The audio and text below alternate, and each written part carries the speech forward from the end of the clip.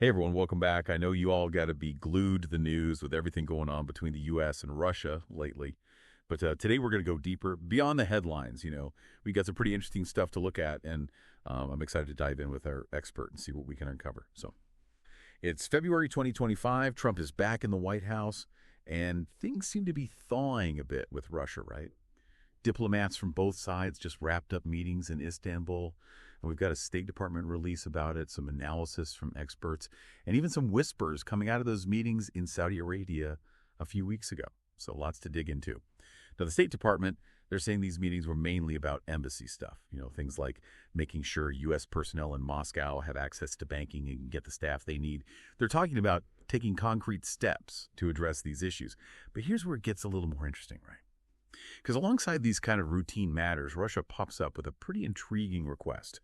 They want to restore direct flights between the two countries. Those flights got cut off after the Ukraine invasion back in 22, which makes you think, is this really just about convenience? Hopping on a plane in New York and landing in Moscow a few hours later. Or could there be something more strategic going on here? Yeah, the timing of this request, it's definitely interesting. It comes right on the heels of that surprisingly friendly phone call between Trump and Putin. And of course, those super secret meetings in Saudi Arabia.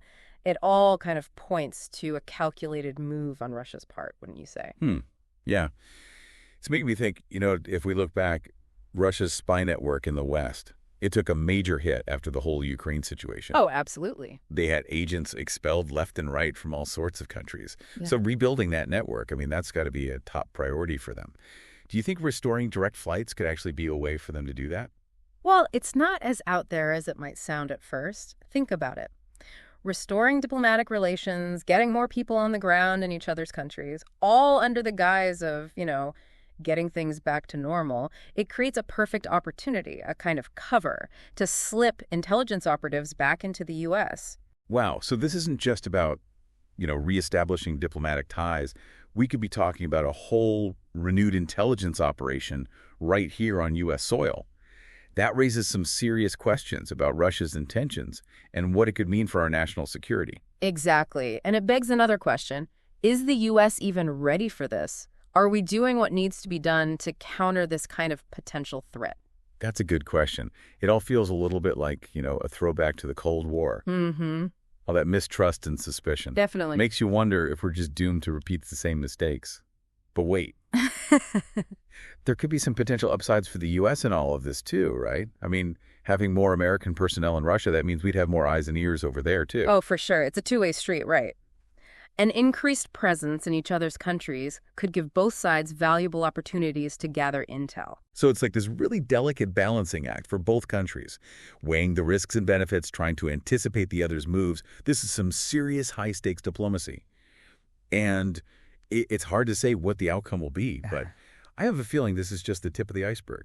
This whole direct flights thing, it just adds a whole other layer to these talks. What else are we seeing in all this information that might hint at Russia's bigger strategy here? Oh, yeah. There's definitely more to it than meets the eye. The whispers coming out of those Saudi meetings, they suggest Russia's looking for a whole lot more than just direct flights. They're pushing for a much bigger normalization of relations, like easing sanctions, maybe even cooperation on things like counterterrorism. Wow. That's a pretty tall order, wouldn't you say? Especially considering, everything. We're still dealing with the fallout from Ukraine. Right. And trust between the U.S. and Russia is, let's just say it's not at its peak. Yeah, exactly. And this is where it gets even trickier. It's not just about two countries anymore. This has implications for the whole global order. Our allies in Europe, they're watching this very closely. And they're understandably nervous about anything that might embolden Russia, Yeah, I get it. It really is like a giant geopolitical chess game. Every move has these ripple effects all over the world. So how's the U.S. handling all of this? Are we playing right into Russia's hands? Or do we have our own strategy going on here? Well, the Biden administration, they're in a tough spot. On the one hand, they want to keep those lines of communication open with Russia. Dialogue is important, especially when things are this tense. Yeah, I can see that. But on the other hand, they don't want to seem weak or make concessions that could, hurt our national security or upset our allies. Makes sense. It's a tightrope walk for sure. Yeah. It makes me wonder, what could happen down the line because of all this? What if Russia gets what it wants? What then? Well, worst case scenario, it could split up the Western alliance. If the U.S. is seen as getting too friendly with Russia, while our allies still feel vulnerable, well, it could create divisions, weaken our ability to stand up to Russia. That's scary to think about. What about everyday people? How does all this diplomatic back and forth affect them? I mean, here in the U.S. and in Russia. That's an important point, and it often gets overlooked. We're not just talking about some abstract political game here. This has real consequences for real people, like the information we're looking at. It mentions American scientists who are working with Russian colleagues, but their research is on hold now because of all the tension. And that not only slows down scientific progress, but it also hurts those personal and professional relationships. The ones they built up over years of working together. It's a good reminder that these disputes have a human cost. It's not just scientists either. There are families separated by visa issues, students who can't study abroad, businesses facing all this uncertainty. Exactly. And that human element, it's something we really need to keep in mind. It's easy to get lost in all the strategizing, but we have to remember that real lives are being affected by these decisions. Absolutely. So, where do we go from here? What are the options, and what's going to shape the future of all of this between the U.S. and Russia? Well, one thing's for sure, it's complicated, and there's a lot of mistrust. There are no easy solutions. Any way forward, it's going to require a lot of thought and some tough conversations. Yeah, it really does feel like we're at a crossroads here. With U.S.-Russia relations, I mean, the potential for things to get better is definitely there. But we can't ignore all those past conflicts and betrayals either. And it's not just about geopolitics and all that, right? It's about real people, too. Like we were talking about how it's impacting scientists and their research. But it goes even deeper than that. Oh, absolutely. Like, think about all the cultural exchanges that are being disrupted. Students who can't study abroad, artists who can't perform, and we lose those connections, those people-to-people connections that help us understand each other better and break down stereotypes. Yeah, it's a real loss. Those exchanges can be so valuable on a personal level and culturally. It's like closing a window to another world. And you mentioned earlier how families are being directly affected by all this tension. Right. The source material we're looking at, it talks about a Russian-American couple. They've been married for years, but now they might be separated because of these visa regulations that are getting stricter and stricter.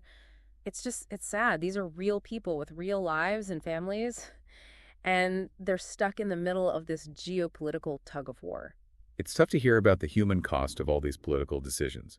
And we can't forget about the economic impact either. Businesses operating in both countries are facing a really uncertain future.